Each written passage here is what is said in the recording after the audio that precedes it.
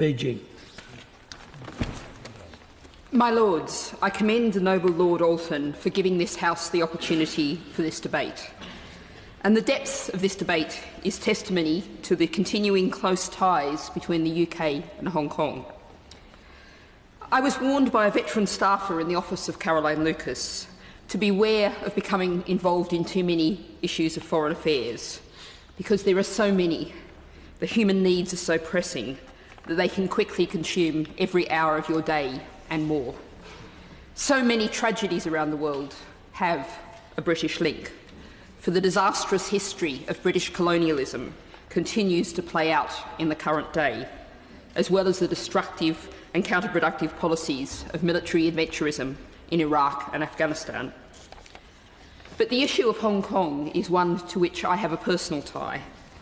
As a young journalist, I oversaw the Bangkok Post's coverage of the Hong Kong handover, now more than 22 years ago. And the young people engaged in the struggle for democracy in Hong Kong have much in common with the climate strikers here in the UK. Young people whose elders have failed them and are now bravely taking the future into their own hands. Like many other members of this House, I've been contacted by multiple individuals asking that Britain both acknowledge and act on the actions of the Hong Kong and Chinese authorities and the state of repression and fear in Hong Kong. I could not resist their calls. Back in 1997, I thought that the British would stand up for the democratic rights of the people of Hong Kong.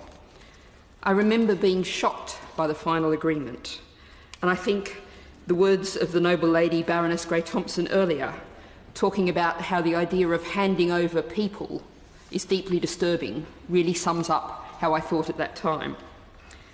We, as a nation, do bear responsibility for the state of Hong Kong today. And that, as we have heard from so many noble lords, is a frightening breakdown of the rule of law and abuses by officialdom of their power and resources. The noble Lord Alton's motion calls on us to note the political unrest. I want to go much further than that. I want to condemn the clear human rights abuses and repression that is occurring, and call for the British government to take concrete action. I will quote a few words from a woman who I'm not naming for obvious reasons, who describes herself as an ordinary working mother who's experiencing the worst moment of my life. This reflects the accounts from the noble lady Baroness Smith.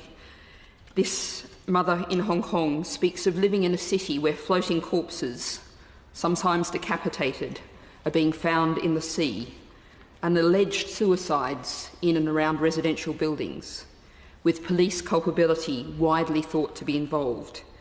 A city where people are understandably feeling, as this mother says, hopeless.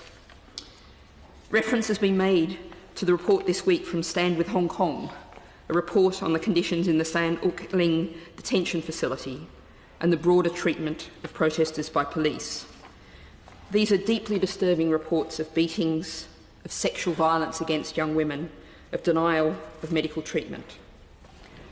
So what should we do? I will aim always, when I stand up in the House, not to simply condemn, but to ask for action. Surprisingly, we can actually look to the United States of America to see the kind of action that could be taken. The House of Representatives has passed, and the Senate is expected to pass, the bills condemning China's actions and supporting the right to protest in Hong Kong, and also requiring annual reviews of Hong Kong's special economic and trade status. It's thought that the numbers exist to override any potential veto by Donald Trump of those bills. I would hope that we could at least match this action in the UK. In Germany, the Foreign Minister met with a visiting Hong Kong activist to hear his concerns. I would hope that our government would do likewise, should a request for a similar meeting be made. And of course, there is the special issue that Lord Alton arose about the holders of British national overseas passports. Britain cannot simply abandon these people. The Joint Declaration on the question of Hong Kong, agreed 2 decades ago, contains no enforcement provisions. But the government this year, in response to a question from Caroline Lucas, the one referred to by Lord Chigley, said that it accepted China had breached its obligations under the Joint Declaration, that this would be a bilateral matter between us and China, and the government said we would pursue it accordingly.